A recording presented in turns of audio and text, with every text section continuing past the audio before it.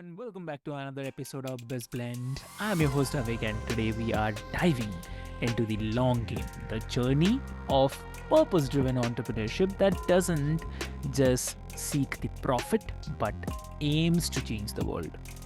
Yes.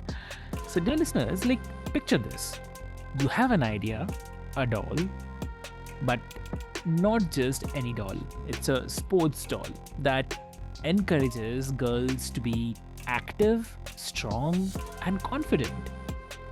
Yes, sounds simple, right? But launching that idea means challenging an entire industry, breaking down the gender stereotypes, and even rewriting the rules of how we inspire the next generation, right? So, dear listeners, our guest today is a true barrier breaker, Jodi Bondi Norgaard. So, welcome to the show, Jodi. Oh, thanks for having me. I'm excited Lovely. to have this conversation. Amazing, amazing, Jodi, to have you here today. And before we delve deep into this amazing, amazing topic, I'll quickly love to introduce you to all the listeners. Dear listeners, Jodi, she is an entrepreneur, activist, TEDx speaker, and the author of More Than a Doll: How Creating a Sports Doll Turned into a Fight to End Gender Stereotypes. So, as the founder of Dream Big Toy Company and creator of the award winning Go Go Sports Girl dolls, Jodi's mission goes way beyond the toys. So she's fought institutional bias, partnered with the White House Gender Policy Council, and worked alongside the Geena Davis Institute on Gender in Media to push for equity, representation, and the social change. Yes, and this episode is a masterclass in grit, purpose, and the persistence, I would say, dear listeners. So, whether you are an entrepreneur or a change maker or simply someone who believes that stories and the products shape the world, then we have got something special for you. So I'll not take much of your time, dear listeners. Jodi, welcome to the show, and it's really, really an honor to have you here today. It's an honor for me as well. Lovely, lovely. So Jodi, I mean, your journey, wow, started with simple yet revolutionary idea, a sports doll. Uh, but I'm sure it wasn't a smooth ride. So if you can take us back to that moment when you decided to challenge the status quo of the toy industry. Right, right. Yeah, and you are so right. It wasn't Yeah. smooth. I Mhm. actually thought I had like just a simple idea. I was filling a void in the market.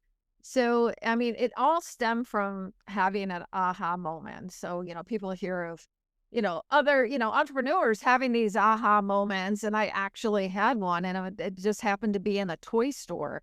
And I was with my daughter, and she was 9 at the time, and she had just gotten done playing soccer. So she was dressed in her soccer uniform, right? She had on her cleats and her shin guards, and her hair is in crazy messy pigtails. And I tell you this because she looked like a normal kid on a Saturday afternoon when we're running in the toy store because she needs a birthday gift for a party she's attending in 30 minutes, like one of those panicky parent moments. And we're running up and down the aisles when a line of dolls just stopped me in my tracks. They had on short skirts, crop top, belly button ring, big hair, lots of makeup. And I look at, my normal looking daughter, and I pick up one of these dolls, and the name on the hang tag was Lovely Lola. And I thought at that moment, there wasn't one parent out there that wanted their daughter to look, act, or be called Lovely Lola. And so I started picking up the other dolls in the line, and it was like Sizzle and Sue, and Cute Candy, and Dazzle and Destiny. And I thought, what in the world are we marketing to girls? And at that age, between 6, 7, 8, and 9, I started to see this discrepancy of products marketed to girls and products marketed to boys. I started to see products marketed to girls associated with appearance and attractiveness, and products marketed to boys associated with violence and aggression. Now I have two boys, and at the time, and now certainly, they weren't violent or aggressive, and I didn't want to encourage this. And my daughter was super smart, and I didn't want her to think, that all of a sudden she had to focus on her appearance.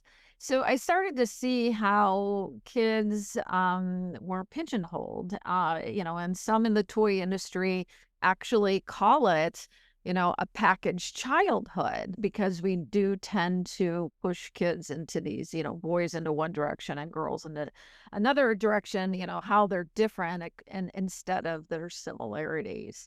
So that was my aha moment. And I did buy the doll and I brought it home to show my husband. And I said, listen, I think I can do something about it. And I'm sick and tired of these negative images that are marketed to girls. I think I can create a positive image product that encourages girls to be healthy physically, mentally, and emotionally through sports and physical activity. So just knowing that, the dolls out there weren't representing girls who they are right now, which was strong, smart, and adventurous. I found that there were 72 lines of fashion dolls on the market, and there were baby dolls and rag dolls, but nothing else. Nothing else. So that's why I knew I was filling a void, a need. So I'll pause Wow. right there in case you have any questions. Amazing, I have to say. I mean, this is something, a lot of things to learn from. And um, not a question, but I have to say, like, what is the uh, first major barrier that you faced? Like, I mean, if you can share that as well. Well, okay, I should tell you that, and then I'll go Hmm. into my first barrier, but I had Hmm. a big success immediately with my product. Oh, It took 2 wow. years from rough draft to the actual debut of the first doll, which was Tennis Girl at the US Open Hmm. tennis match in New York. And I knew nothing. It took 2 years because I knew nothing about the toy industry. I knew nothing about Hmm. designing. I knew nothing about, Yeah. manufacturing. I mean, right there, we could do a master class on Yes. that, but I had to ask a lot of questions and figure a lot out. Mm. But my first sale was to the US Open. So I just by chance called Oh. the United States Tennis Association. Mhm. And I got to the right person and she said, I love what you're doing. We'll take 500. Wow. And those 500 sold out in 6 days at the 2008 US Open in August, Mm. September, that time frame. So I knew I had something good. It was really a Mhm. great test, right, for a small business. Mhm. So my next goal was to launch the line of 9 dolls at the Okay. New York Toy Fair in New York City. It's the largest toy fair in the world where everybody comes in to see what the next best thing is. And I was pretty confident that it was me, right? That I had Okay. like this great new product that, Uh-huh. I- honestly, I did think like, wow, this was so easy, right? Like, why Mm. hadn't anyone thought about this before? And Yeah. so because there were no sports dolls on the market, only the Mhm. 72 lines of fashion dolls. So when I got to Toy Fair, Mhm. um, it was really interesting the comments I received from the toy buyers. I heard Correct. many tell me that, they loved my product and that, one gentleman told me that he loved Mm. his daughter would love Soccer Girl because she was so into soccer. And I said, "Great, how many would you like to buy?" And he said, "No, no, no, no. We're not gonna buy any because ultimately girls like fashion. Can you create a fashion doll?" I'm like, "Oh my gosh, that's my point." As a mother of a daughter and as a woman, I'm positive girls like more than fashion. And if you only offer fashion Mm. dolls to buy to girls, yeah, that's all that's gonna sell because there's nothing else for them to buy. So I heard that over and over. Your product isn't mainstream. When it becomes Mm. mainstream, give us a call. And I just realized that mainstream ideas never create change, and I was creating Mm. change. So I hung in there. I hung in there for 5 long years. Let me tell you, it was tough. I mean, I Mhm. had sales to keep me going, but Yeah. seriously, if you were to look at my books and say, "Wow," you would say, "This is a horrible business model," Yeah. because I wasn't taking a salary, I just kept putting Mm. everything back into the business because I just knew girls deserved more. It was Mm. really and interesting. I did realize that I was in the social change business versus the toy business, because if I would have been in that industry just to be in the toy business and the toy industry, I would have conformed to what the buyers wanted, but I Mhm. didn't. I didn't. So I'll pause there. Like talking a lot. Oh, definitely. I really love that. Thank you so much for sharing this. It's so powerful, like how an idea can grow into a kind of movement when fueled by the purpose. So that's amazing, I would say. Yeah. Mhm.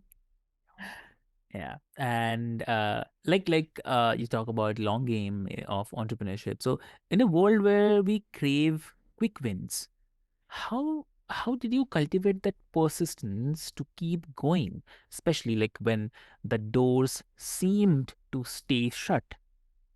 Mhm. Wow, that is a really good Mhm. question. Yeah, we live in, a world of quick wins. I wasn't, I guess, it's Mhm. hard. Social change is hard. I realized that I was persistent and I was Mm. determined, which was all fueled by passion. Growing up, I was surrounded by incredibly, smart, strong women, as well as incredibly smart, strong men. And I saw how hard the women needed to fight in our culture to be heard, while the men didn't have to work that hard to be heard. And it Mm. just didn't make sense to me. So, there were many situations as I look back at Mm. my entrepreneurial journey, and my life. There were so many situations that led up to that lovely Lola moment, aha moment. Mhm. I was just like, this is insane. If we to I've always believed that the Mm. table should reflect the society it represents. Yeah. So it should be equal representation. We would have greater balance if we did Mm. have equal representation at the table, whether it be, politically, business, social, True. uh, you know, family life, but we don't see that, and especially here in the States now, we are seeing Mm. rollbacks in that. So the fight has become even harder and but more needed. So I'm keeping with my mission. So I guess that persistence is one that I don't believe that I'm right about everything, and I enjoy learning. I Mhm. enjoy hearing other opinions. But when Mm. it comes to equality, uh, it Mhm. shouldn't be that hard. It shouldn't be that difficult. Why is it a lot to ask Mm. for equality? Exactly. So it just doesn't make sense to me. So I continue to persevere, and I do Mm. believe that we need to look at the root of the problem. A lot of times we look at the problem when it starts to show, uh, you know, difficulty, Mm. issues. So in my view, that gender inequality doesn't start in our 20s or 30s. It starts the moment a child can hold a toy, a book, or watch a screen. So my book is a lot about looking at the root of the problem, instead of looking at where we are right now. So it's helping that next generation to be Mm. more equal, more equitable in their thinking and their beliefs. Wow. Amazing. Yes.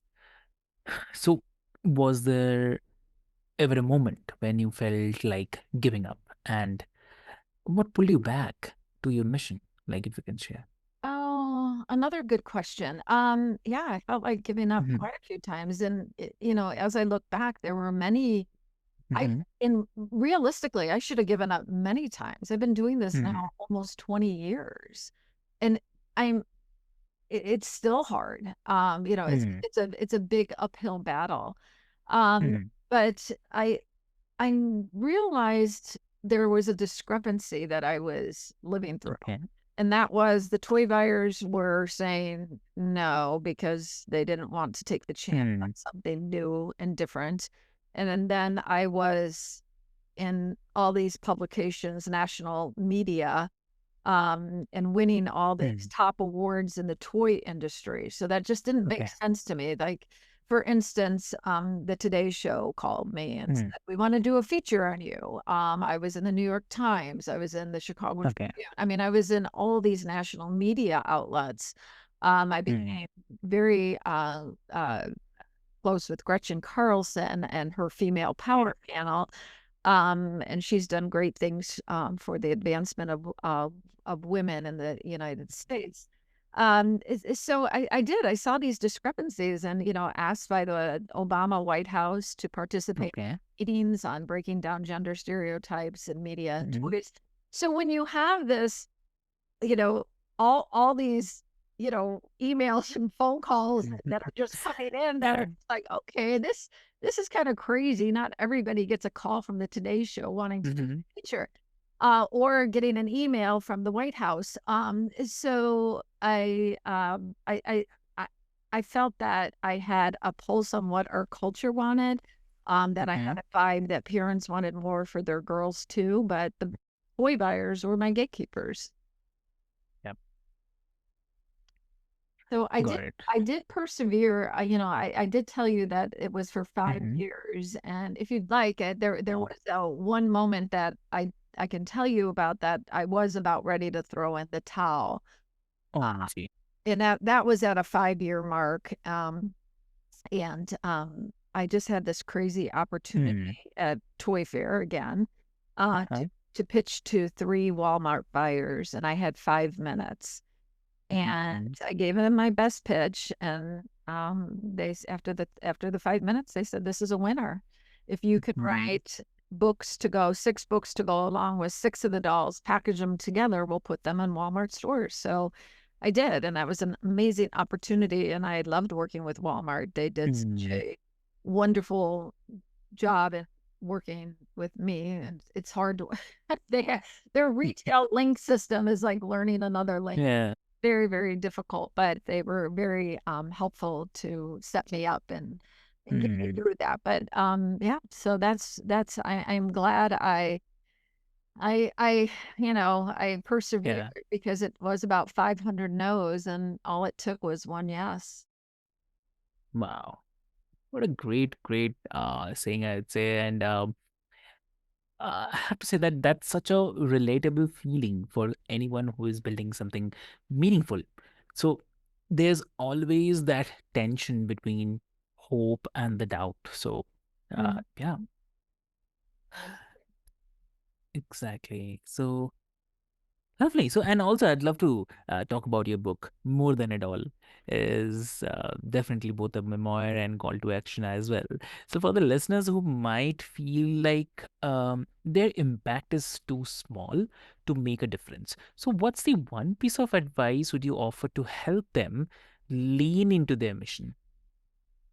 Oh my gosh, I don't think any impact is too small, to be Mm, honest, because you don't know if that small impact is going to create a bigger impact down the road. mm, I know a lot of people. I was guest lecturing at mm, Indiana University in okay, Bloomington, Indiana, a couple weeks ago, in their masters, their entrepreneurial masters program. mm, It was really interesting to hear. There were about 20 students from all over the world, in mm, this program, and all but maybe three wanted to start a business that had a social impact, which I was thrilled to hear. I think a lot of people realize that there mm, are so many, areas that need help and assistance, and they want to make a difference. yeah, I think that's a great human quality, and I think there is something that will build in the next couple decades, at least I hope, mm, that there will be more of a socially responsible, uh, mm, entrepreneurial business model that okay, will come together.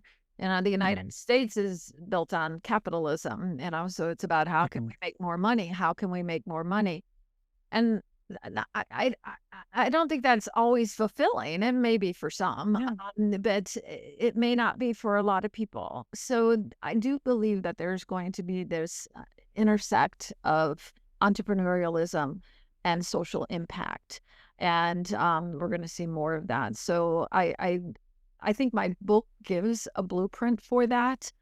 Uh, Mhm. and it also gives a blueprint for creating change. I worked very hard on it, had multiple Mhm. editors. It's very hard to write a good book. Yeah. You just don't. It doesn't take 2 weeks, right? It takes 4 years. So, Okay. yeah, it's business. It's also, like you said, a memoir, but Mhm. it's not about me. It's about a message. It's about a mission. It's about creating change. Hmm. Exactly. Wow. So, amazing. And also, like, this might sound contradictory, but it's not actually. Some people argue that business and activism shouldn't mix, that it, I mean, alienates customers or um, complicates the growth. So, how do you respond to that who believe that staying neutral is the safe route or safe option? That's another good question because you don't want to, Hmm. you know, mm, right now you don't want, as a Yeah. business, you don't want to be political, right? But I do think that the majority, Hmm.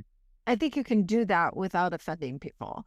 If that's Okay. if that's what, you're worried about. I think it's okay to be, green if that's what Hmm. your product mission is. That's going to attract certain people. And you're not going to please everyone. And you Yeah. don't have to be, you can always, I always feel like you can get a message across in a very kind way, in a very powerful way. And it doesn't Hmm. have to be aggressive. And it doesn't have to be alienating of some. It's just figuring out how what that is, and Hmm. finding the right way to present. It's just about figuring out how to go about it being smart, right? And being Yeah. empathetic and recognizing the emotion that may be attached to it. Because if you do have a social responsible business and activism business, there's going to be emotion involved for Hmm. people. And again, you're not going to please everyone. I mean, I get negative remarks every now and then, and it's just, I just kind of chalk it up to, Hmm. oh well, they don't. That's okay. But I think I'm appealing to more people than not. Exactly. Amazing. Amazing. So, Jody, thank you so much for sharing your incredible journey with us and the highs, the hurdles, and the heart behind it all.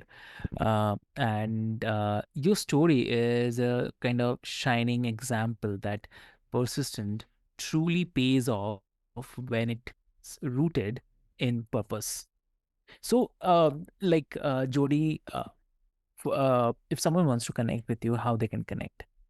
Well, they can connect on social media, LinkedIn, Instagram. I write on Substack. I write for Ms. Magazine. Hmm. So you can connect with me there. You can shoot me an email, send me a note. Um, would love to hear from people. Love their ideas. Wow. Lovely. So, dear listeners, I'll put all the links into the show notes for your easy reference. And if this episode has resonated with you, then share it with someone who's dreaming big or breaking the barriers of their own. And also be sure to grab a copy of Jody's book. I'll definitely suggest more than at all because change begins in the childhood, but it lasts for a long time and the lifetime. So, with this hope, until next time, stay persistent, stay purposeful, and keep living your healthy mind and the healthy life.